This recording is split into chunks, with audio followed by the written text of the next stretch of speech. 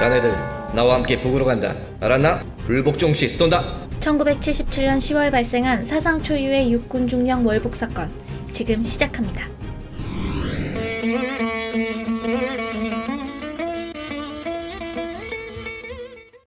한국전쟁 휴전 이후 긴장감이 감도는 최전방 경기도 연천과 강원도 철원, 남과 북을 사이에 두고 형성된 비무장지대는 서로의 철책선에 가로막힌 채 여전히 70년 전 모습 그대로를 간직하고 있죠.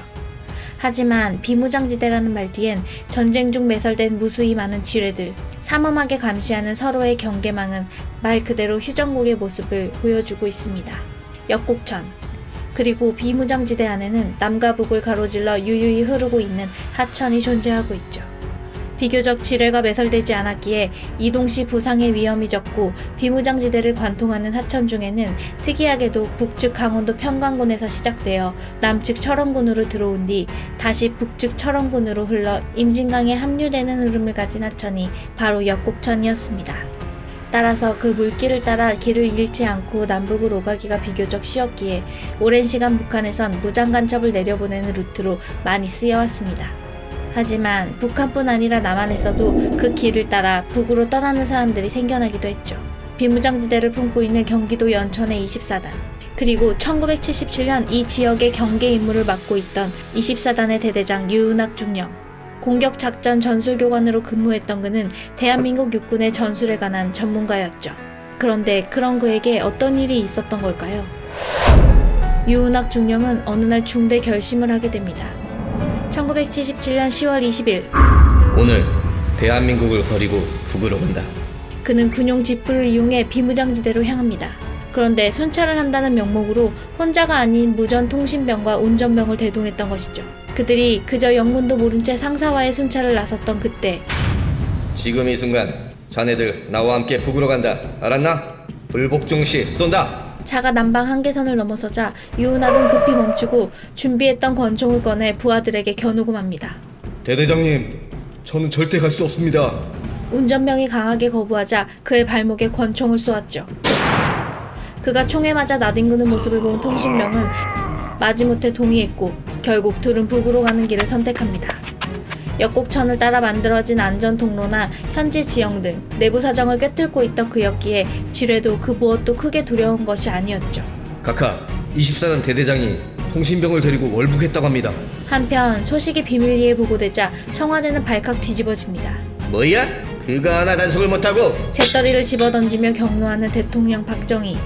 사병 등의 월북은 당시에도 종종 일어나던 것이었지만 최전방 비무장지대를 관할하던 현직 대대장이 직접 월북을 한 사건은 전 군의 사기를 떨어뜨릴 만한 심각한 것이었습니다.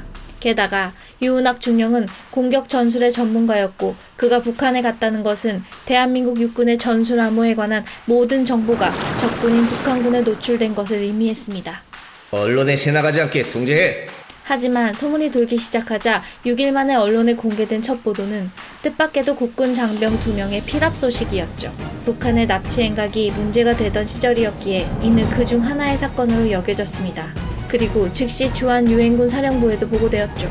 10월 20일 북계군이 비무장지대 군사분계선을 불법으로 침투해 한국군 장병 2명을 납치했다. 즉시 송환할 것을 요구한다. 유엔군 사령부가 피랍이라는 보고를 듣고 판문점 회의를 통해 강력히 송환을 요구하던 그때, 강원도 지역에 살포된 북한 전단지를 통해 유은학이 납북이 아닌 월북을 했다는 사실이 밝혀집니다.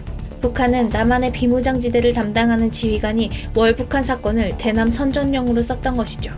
월북 사건이 공개되기를 원치 않았던 한국 정부와 조사를 담당했던 24단 보안사의 허위 보고였던 것이었습니다.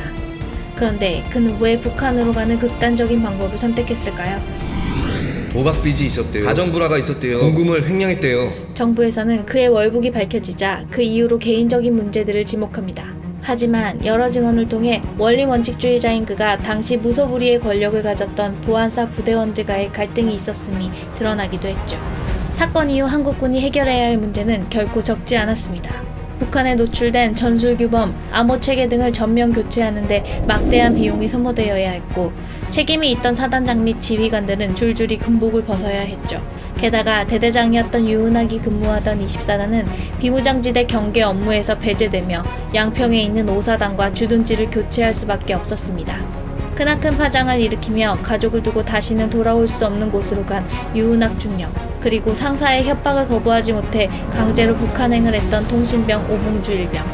그들은 과연 북한에서 어떤 삶을 살게 되었을까요?